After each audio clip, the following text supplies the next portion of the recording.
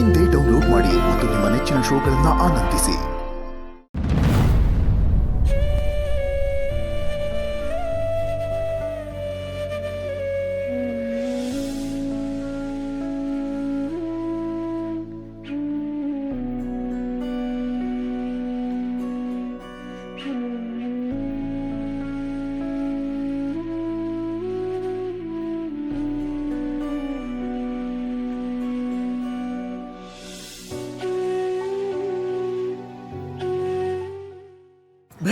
ರೀ ಸ್ಮಶಾನದವರೆಗೂ ಹೋಗಿ ಅಂತ್ಯ ಸಂಸ್ಕಾರ ಮುಗಿಸ್ಕೊಂಬರೋಣ ರೀ. ಬೇಡ ಲಕ್ಷ್ಮಿ, ನಾವಲ್ಲಿಗೆ ಹೋಗೋದು ಸರಿ ಆಗಲ್ಲ, ಬೇಡ. ಅಯ್ಯೋ ನನ್ನ ಹಣೆ ಬರ, ಜನರ ಬಾಯಿಗೆ ಹೆದರ್ಕೊಂಡು ಅದಕ್ಕೆ ಇಲ್ಲಿಂದಾನೇ ಕಳ್ಸ್ಕೊಡೋ ಹಾಗಾಗಿದ್ಯಲ್ಲ ರೀ. ನಾವು ಮನೆ ಬಿಟ್ಟು ಬಂದ್ರು ಸ್ವಲ್ಪನೂ ಬೇಜಾರು ಮಾಡ್ಕೊಳ್ದೆ ಪ್ರತಿ ಹಬ್ಬಕ್ಕೂ ಬಂದು ನನಗೆ ಬಾಗಿನ ಕೊಡ್ತಾ ಇದ್ರು. ಈಗ ಯಾರೀ ಕೊಡ್ತಾರೆ? ಸಮಾಧಾನ ಮಾಡ್ಕೊ ಲಕ್ಷ್ಮಿ, ಸಮಾಧಾನ ಮಾಡ್ಕೊ. ನೀನಾದ್ರೂ ಅವ್ರ ಮನೆಗೆ ಬಂದಾಗ ಅವ್ರ ಜೊತೆ ಚೆನ್ನಾಗಿ ಮಾತಾಡಿ ನೀನ್ ನೋಡ್ಕೊಂಡಿದ್ಯಾ. ನಾನು ಒಂದು ದಿನ ಅವ್ರಿಗೆ ಸರಿಯಾಗಿ ಮುಖ ಕೊಟ್ಟು ಮಾತಾಡ್ಲಿಲ್ಲ. ನಾನು ಅವ್ರ ಜೊತೆ ಸರಿಯಾಗಿ ನಡ್ಕೊಳ್ಳಿಲ್ವೇನೋ ಅಂತ ಈಗ ಅನಿಸ್ತಾ ಇದೆ. ಏನ್ ಮಾಡ್ತೀಯಾ? ಹಣೆ ಬರ. ತವ್ರ ಮನೆಗೆ ಅಂತ ಇದ್ದಿದ್ದು ಇದೊಂದೇ ಕೊಂಡಿ, ಅದು ಇವತ್ತು ಕಳಚೋಯ್ತು. ಚೆನ್ನಾಗಿದ್ದಾಗ ನಾನು ಬರ್ಲಿಲ್ಲ, ಇಂಥ ಸಮಯದಲ್ಲಿ ಬಂದಿದ್ದನ್ರಿ. ಸಮಾಧಾನ ಮಾಡ್ಕೊ. ಹೀಗಾಗತ್ತೆ ಅಂತ ಯಾರಿಗ್ ಗೊತ್ತಿತ್ತು ಲಕ್ಷ್ಮಿ? ಯಾರಿಗ್ ಗೊತ್ತಿತ್ತು? ಅವ್ರನ್ನ ನೋಡೋಣ ಅಂತ ಸಂತೋಷವಾಗಿ ಬಂದ್ವಿ, ಅವ್ರಿಗೇನ್ ಇಷ್ಟ ಅಂತ ಎಲ್ಲ ತಗೊಂಡ್ ಬಂದೆ. ಆದ್ರೆ ಅವ್ರನ್ನ ಈ ಸ್ಥಿತಿ ನೋಡ್ಬೇಕ. ಹೋಗೋಣ, ಸಮಾಧಾನ ಮಾಡ್ಕೊ, ಸಮಾಧಾನ ಮಾಡ್ಕೊ ಲಕ್ಷ್ಮಿ.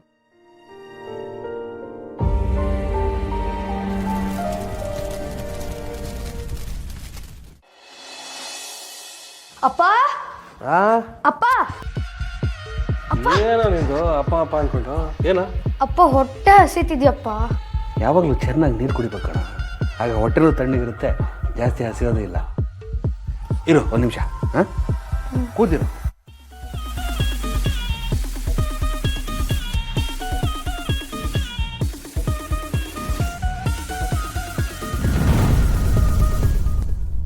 ತಗೊಳ, ಈ ಬ್ರೆಡ್ ತಿಂತಾ ಇರೋ, ಒಳ್ಳೆ ಚಿತ್ರಾನ್ನ ಮಾಡ್ಕೊಡ್ತೀನಿ.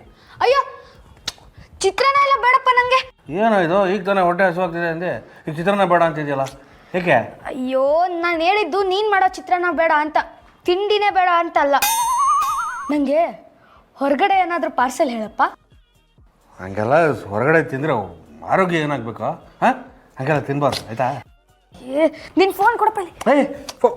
ಫೋನ್ ನಿನ್ನ ಫೋನಲ್ಲಿ ಆರ್ಡರ್ ಮಾಡ್ಕೋತೀನಿ ಕಣಪ್ಪ. ಇದೆಲ್ಲ ಯಾವಾಗ ಕಲ್ತ್ಯಾ?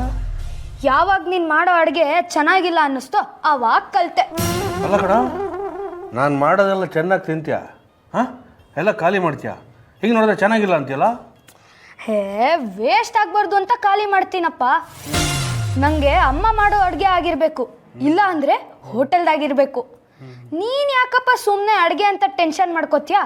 ಬೇಕಿದ್ರೆ ನಿಂಗೂ ಸೇರಿಸಿ ಆರ್ಡರ್ ಮಾಡಲಾ? ಬೇಡಪ್ಪ, ನಾನು ಚಿತ್ರಾನ್ನ ತಿಂತೀನಿ, ನೀನು ಆರ್ಡ್ರ್ ಮಾಡ್ಕೊ, ನೋಡ್ಕೊಂಡು ಮಾಡು. ಹಾಂ ಸರಿ.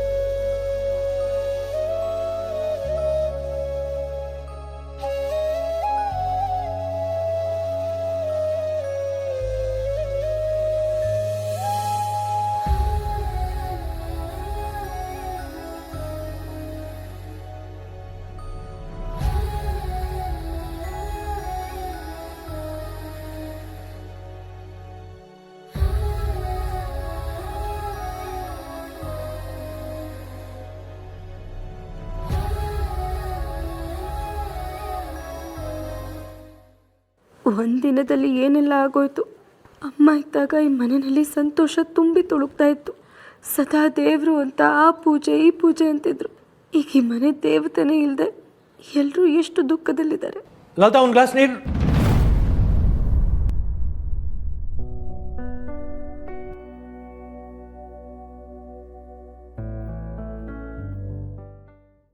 ಅಪ್ಪ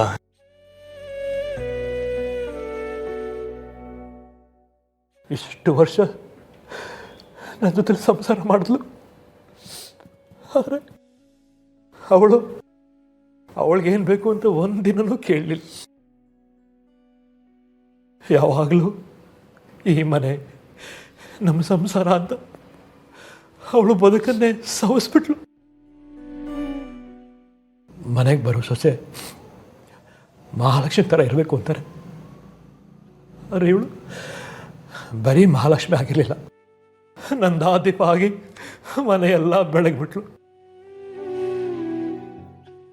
ಆದರೆ ಆ ನಂದದೀಪನೇ ಹಾರೋಗ್ಬಿಟ್ಟಿದೆಯಲ್ಲೋ.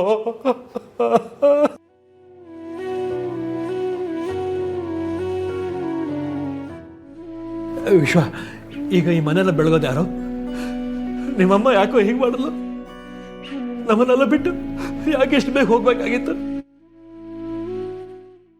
ನಿನ್ನ ತಲೆ ಮೇಲೆ ಒಂದು 4 ಅಕ್ಷತೆ ಕಾಳು ಹೋಗಬೇಕು ಅಂತ ಆಸೆ ಇಟ್ಕೊಂಡಿದ್ದೆ, ಆದರೆ ಅವಳೆ ಹಾಕಿ ಕಾಳು ಹಾಕೊಂಡು ಹೊರಟೋಗ್ಬಿಟ್ಲಲ್ಲ. ಅಷ್ಟು ಬೇಗ ಯಾಕೆ ಹೋಗ್ಬೇಕಾಯ್ತು ಅವಳು? ಈಗ ನಿಮ್ಮ ಅಮ್ಮನ ಕರ್ಕೊಂಬರ್ಬೇಕಲ್ಲ, ಆಗಲ್ಲ ಅಲ್ವಾ? ದಯವಿಟ್ಟು ನೀವು ಈ ಥರ ಅಳ್ಬೇಡಿ ಅಪ್ಪ. ನೀವು ಈ ಥರ ಅಳಕ್ಕೆ ಶುರು ಮಾಡಿದ್ರೆ ನಮ್ಮೆಲ್ರಿಗೂ ಅಳು ಬರುತ್ತಪ್ಪ. ಸಮಾಧಾನ ಮಾಡ್ಕೊಳ್ಳಿ ಅಪ್ಪ. ಹೌದು ಮಾವ, ಅತ್ತೆ ಇಲ್ದಿರ ಈ ಮನೆ ಎಲ್ಲ ಬೇಕೋ ಅಂತಿದೆ. ಈಗ ನೀವೇ ನಮ್ಗೆ ಆಸ್ರೆ. ನೀವು ಹೀಗೆ ದುಃಖ ಪಡೋದನ್ನ ನಮ್ಮ ಕೈಯಲ್ಲಿ ನೋಡೋಕ್ಕಾಗಲ್ಲ ಮಾವ. ನಾನೇನಮ್ಮ ಮಾಡಲಿ? ಅವಳು ಆಡಿದ ಒಂದೊಂದು ಮಾತು ನನ್ನ ಕಣ್ಮುಂದೆನೇ ಇದೆ. ನಾನು ಕೋಪ ಮಾಡ್ಕೊಂಡಾಗಲೆಲ್ಲ, ರೀ ಮಕ್ಕಳು ಬೆಳೆದು ದೊಡ್ಡವರಾಗ್ತಿದ್ದಾರೆ, ನಗ್ನಾಗ್ತಾ ಇರ್ರಿ ಅಂತ ಹೇಳ್ತಿದ್ಲು. ತಾಯಿ ಥರ ನಾನು ನೋಡ್ಕೊಂಡ್ಲು. ಈಗ ನಾನು ಆ ತಾಯಿನ ಕಳ್ಕೊಂಡು ಅನಾಥನಾಗ್ಬಿಟ್ಟಿದ್ದೀರ ಮಾವ.